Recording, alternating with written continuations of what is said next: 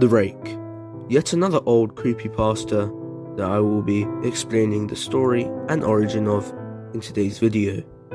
During the summer of 2003, events in the northeastern United States involving a strange human-like creature sparked brief local media attention before an apparent blackout was enacted. Little or no information was left intact, as most online and written accounts of the creature were mysteriously destroyed. Primarily focused in rural New York State, self-proclaimed witnesses told stories of their encounters with a creature of unknown origin. Emotions ranged from extremely traumatic levels of fright and discomfort to an almost childlike sense of playfulness and curiosity. While their published versions are no longer on record, the memories remain powerful. Several of the involved parties began looking for answers that year.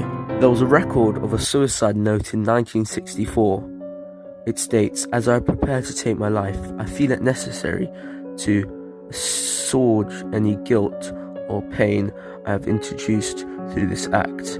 It is not the fault of anyone other than him.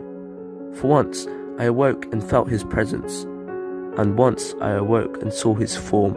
Once again I awoke and heard his voice, and looked into his eyes. I cannot sleep without fear of what I might next awake to experience.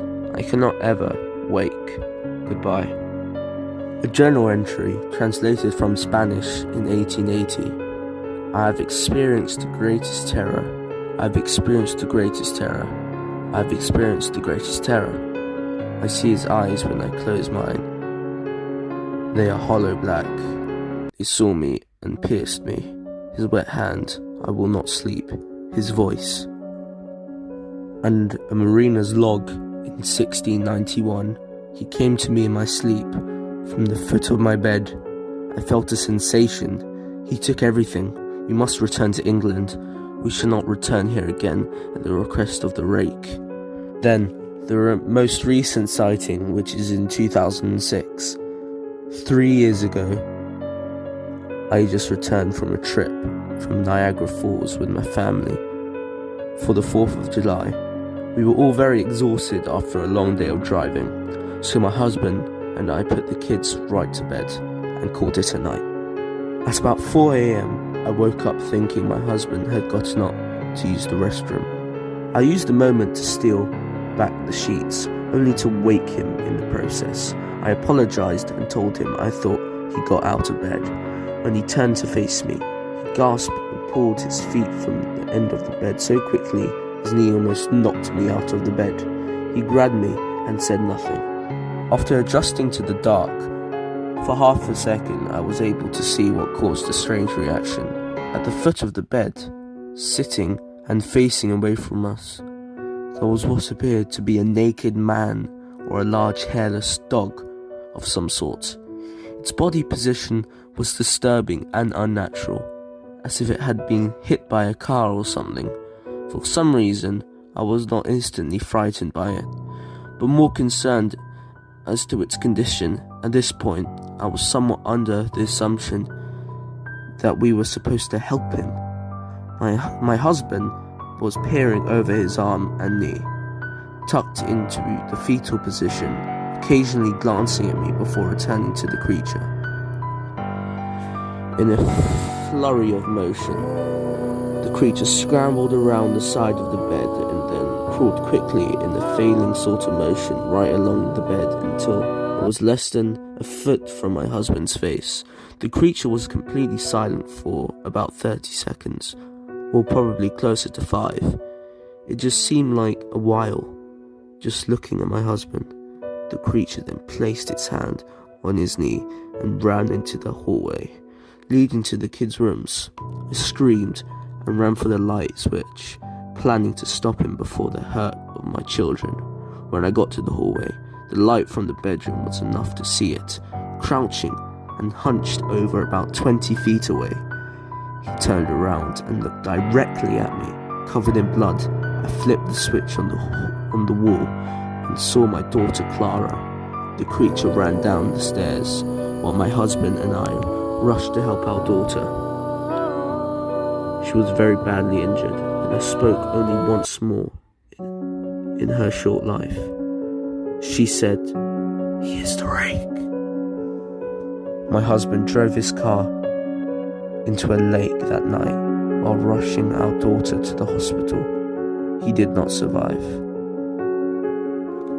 We can only assume her daughter died in the car and the husband decided to kill himself. Being a small town, news got around pretty quickly. The police were helpful at first, and the local newspaper took a lot of interest as well. However, the story was never published. The local television news never followed up either. For several months, my son Justin and I stayed in a hotel near my parents' house. After we decided to return home, I began looking for answers myself. I eventually located a man in the next town over who had a similar story. We got in contact and began talking about our experiences. He knew of 2 other people in New York who had seen the creature, we now referred to as the rake. I then set up a digital recorder near my bed and left it running all night. Every night for 2 weeks, I would tendlessly scan through the sounds of me rolling around in my bed each day when I woke up. By the end of the 2nd week, I was quite used to the occasional sound of sleep while blurring through the recording at least 8 times the normal speed. This still took almost an hour every day. On the first day of the 3rd week, I thought I heard something different. What I found was a shrill voice. It was the rake, I'm sure of it. I can't listen to it long enough to even begin to transcribe it. I haven't let anyone listen to it yet. All I know is I've heard it before, and I now believe that it spoke when it was sitting in front of my husband. I don't remember hearing anything at the time. For some reason, the voice on the recorder immediately brings me back to that moment. The thoughts that must have gone through my daughter's head made me very upset. I have not seen the rake since he ruined my life, but I know that he has been in my room while I slept. I know and fear that one night I will wake up to see him staring at me again. As you can see, the rake has spanned, or his lifespan spanned centuries back, dating back to the 1800s, well, to now. And it is said he's even lived for millions of years, but we don't know that. Last recording of his appearance was in 2006. Never was seen again. Like and subscribe if you would like more videos like this.